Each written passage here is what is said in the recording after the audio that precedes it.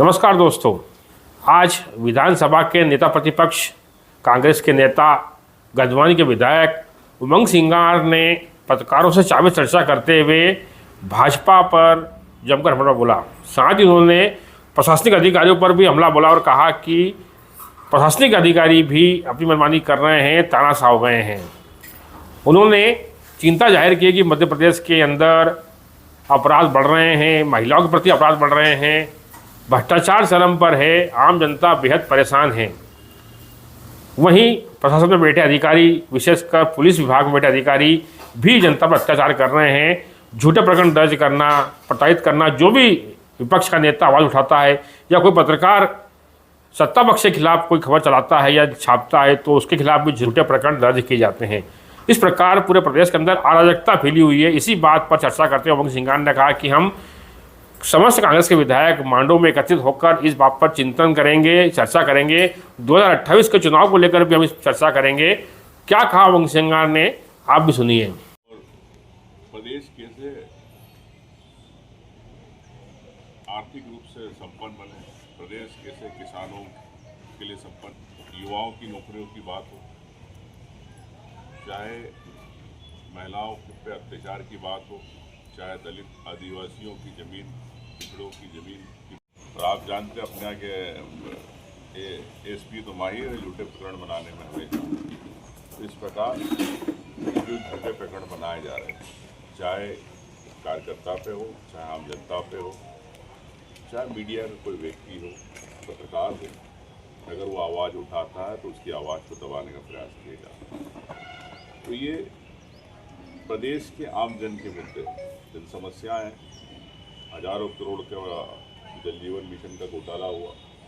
लेकिन उस पर कोई सरकार का कोई व्यक्ति जवाब देना नहीं चाहता। देखिए, मैं ये स्पष्ट करना चाहता हूं कि भारतीय जनता पार्टी के कुछ नेता मंत्री कह रहे हैं कि प्रशिक्षण है, तो प्रशिक्षण भारतीय जनता पार्टी के विधायकों को आवश्यकता है, उनके मंत्रियों को आवश्यकता थी, और जो उन्होंने पचपड़ी में किया। मैं समझता हूं कि जो भी विधायक होता है वो खुद अपने क्षेत्र का नेता होता है, तो उसे प्रशिक्षण की आवश्यकता नहीं होती है। उसे मध्य प्रदेश कैसे बने, कैसे भविष्य का निर्माण हो,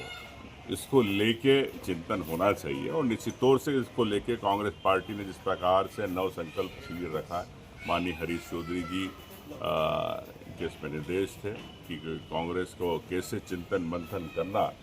आने वाले भविष्य 2028 को लेके प्रदेश में जिस प्रकार से समस्याएं हैं,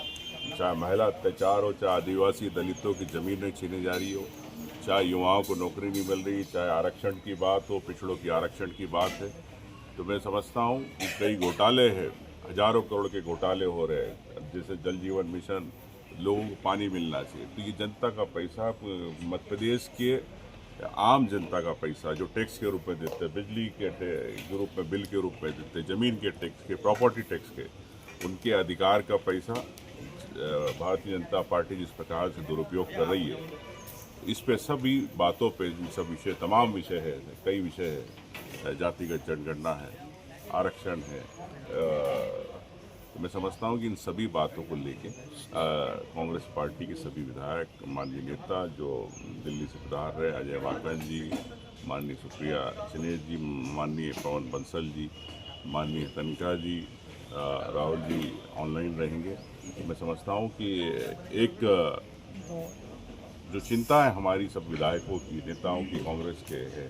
कि प्रदेश के अंदर हर आम व्यक्ति के साथ दुर्व्यवहार जिस प्रकार से हो रहा है, झूठे प्रकरण बनाए जा रहे हैं, इन्हीं सब बातों को लेके हम लोग चिंतन करेंगे और कांग्रेस पार्टी इस पर रणनीति बनाएगी और आने वाले चुनाव के हिसाब से मजबूती के साथ किस प्रकार से भारतीय जनता पार्टी से लड़ना तैयारी करेंगे।